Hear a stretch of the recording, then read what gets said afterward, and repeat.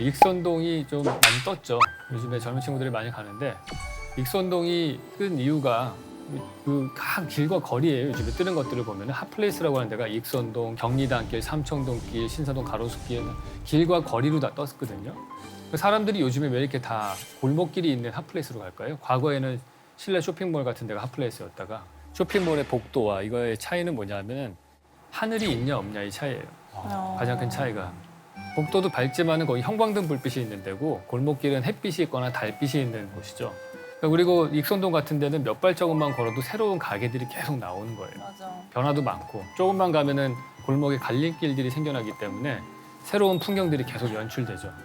그러니까 베니스 같은 도시가 관광 도시로 유명한 이유가 결국에는 베니스가 단위 면적당 골목길에 갈림길이 제일 많은 도시. 그러니까 같은 시간을 경험을 해도 체험이 훨씬 다양하게 나오는 거예요. 100명이 가면 100명이 다 다른 경험을 하고 오는 도시가 베니스라고 할 수 있는 거예요. 그래서 뭐 젊은이들이 그런 거리에 가면은 다른 이성을 만날 기회도 많아지고 긍정적으로 사람이 많이 붐비는 거죠. 근데 과거에는 우리가 이 골목길에 대해서 크게 가치를 두지 못했던 이유는 그냥 일상의 지천에 깔려있던 데였기 때문에 그래요. 마당도 있고 골목길도 있고 항상 그랬잖아요. 그러다 지금 아파트로 다 이사를 갔어요.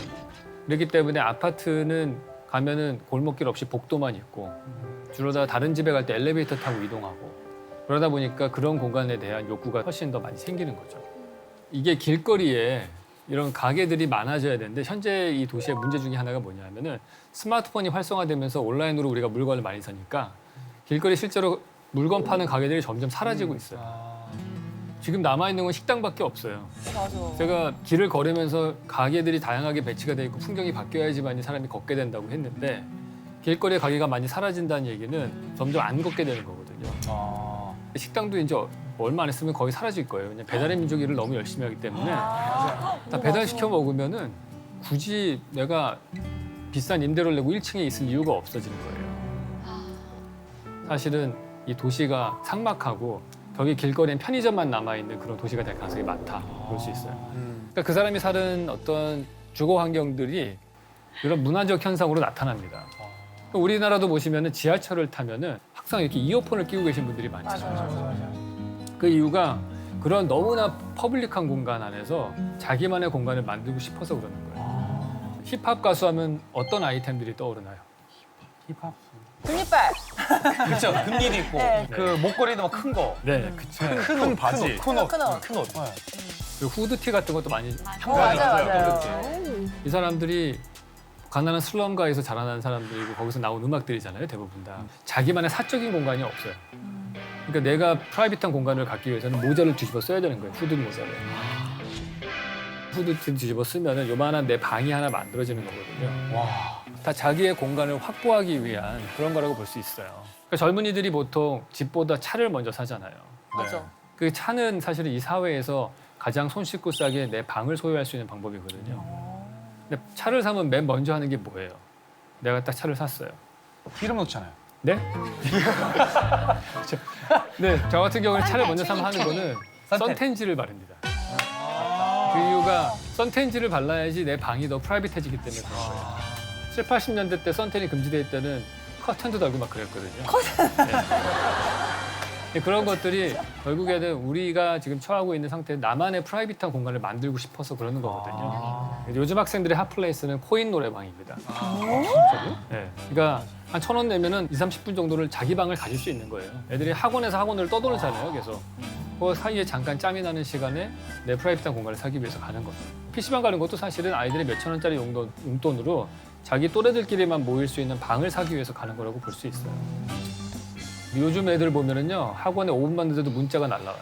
너무너무 감시 속에 사는 거예요. 중2병이라고 하는 병은 사실 어른이 만든 병이에요. 그러니까 저 핀란드의 착한 애들도 대한민국에서 6개월만 키우면 다 중2병에 걸리죠. 진짜요? 네. 정말로? 그런 감시 사회에서는 정상적인 인격이 나오기 힘들어요, 제가 볼 때.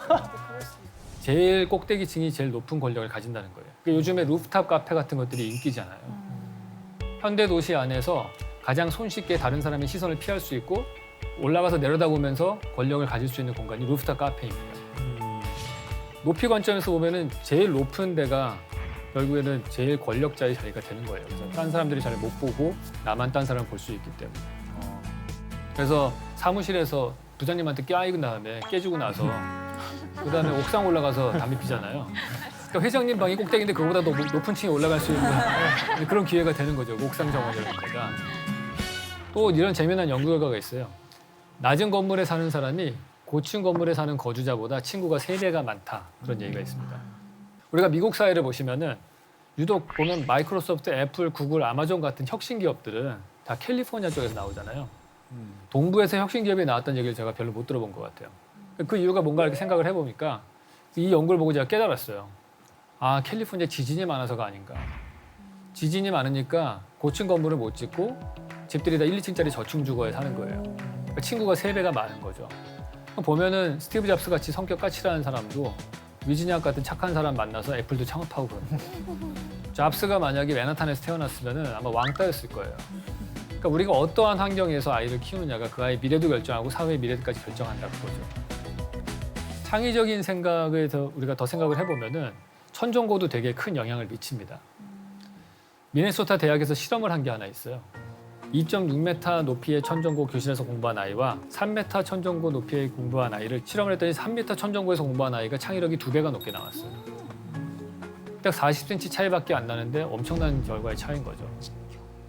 그러니까 우리가 천정고를 좀 높게 만들 필요가 있어요. 지금 있는 뭐 방음재를 다 뜯어낸다든지 천정 마감재를 뜯어내면 40cm 높아지겠죠.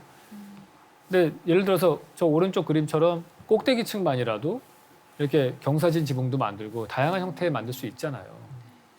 근데 그거를 딱 우리나라에서는 2.6m 천정고로 딱 규정을 해놨어요. 왜 그러냐면은 저 높이로 4층 교실을 그렇게 좋게 만들면은 2층, 3층 학부모들이 싫어한다는 거예요. 다 똑같아야 된다는 거죠. 여기서 되게 중요한 게 평등한 사회를 항상 회기를 통해서 만들려고 하는 그런 의사결정의 잘못이 여기서 나타나는 거예요.